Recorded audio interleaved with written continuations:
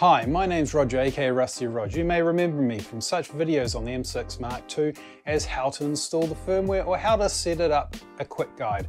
Those of course are not the actual names of the videos that I made. Today we're looking at the last menu you're going to need, the Canon M6 Mark II custom menu.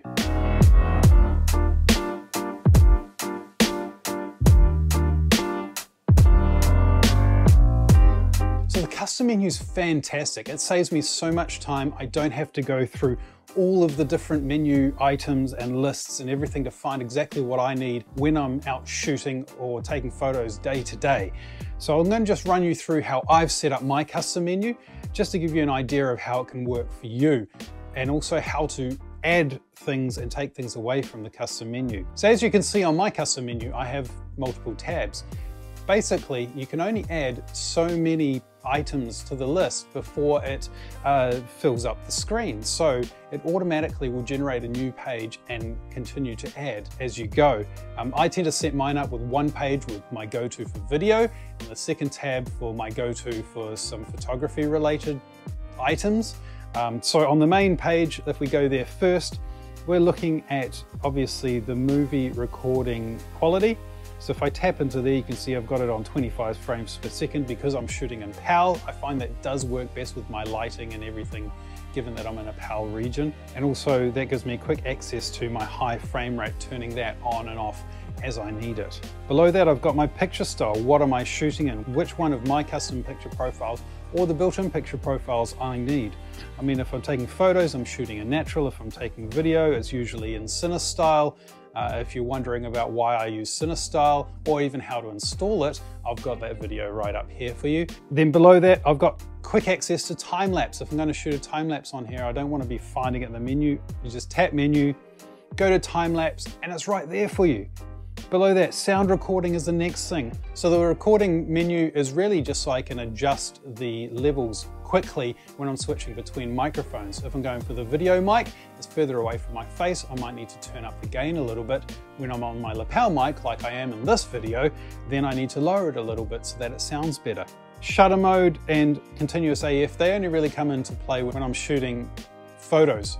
So if I switch over to photo, then I've got quick access to my mechanical or electronic shutter depending on what I'm shooting. I do tend to keep it in mechanical, but you never know what you're actually going to need. Continuous AF, enable, disable. Sometimes I don't want continuous AF. I want to be able to disable that and change that on the fly. And then if I go to my second tab, these are where I have most of my actual photo shooting modes that I'm going to use. The drive mode, what do I want? Single shot, multiple shot, what a timer. I don't want to be finding that in the menu, so I've got that there handy, easy to grab. Raw burst mode, not something I use a lot of, but when I want it, I want to be able to find it quickly. I don't want to be messing about. Autofocus mode, of course, I've got single point or face detect. Depends what I'm shooting. Single point is best, I find, for shooting most things, whereas face detect I might want to use if I'm taking a self-portrait remotely, things like that. Focus bracketing is my next menu item. I like focus bracketing. I don't use it a heck of a lot, but again, I need it in a hurry. I'm going to go into the quick menu and there it is. I don't have to find it. That's how I've got laid out for me because of the things that I use kind of frequently, or things that are really useful occasionally, but I don't remember where they are in the menu. The quick menu just means I don't have to remember them. They're right there for me where and when I need them. So how do you add things to the menu, you might ask? Simple. If I go to the third tab, you can see here we've got add menu tab. So you can add another tab. You've got delete my menu tabs, so it deletes everything. Delete all items. And you got your menu display. I've just left mine on normal, makes it simple. So to add something though, you go to a tab that you've created or that isn't full yet, and you hit configure. From there, select items, choose what you want, image quality, etc. At the top, you're going to come down here till you find something that you might find useful. I'm going to hit HDR mode. I'm going to click OK. Now that I'm back on the menu, you can see that HDR is now added to the list. If I want to move that up or down, I can just hit configure, hit sort registered items, and you can just tap the one you want and you can move it up or down depending on where you think you're going to put it. I'm going to put it just there above focus bracketing, hit OK. That is now in the menu where you wanted it. There you go. That is a look at the custom menu on the M6 Mark II. Of course, that also works on the 90D. They do share a menu, and so, you know, interchangeable there.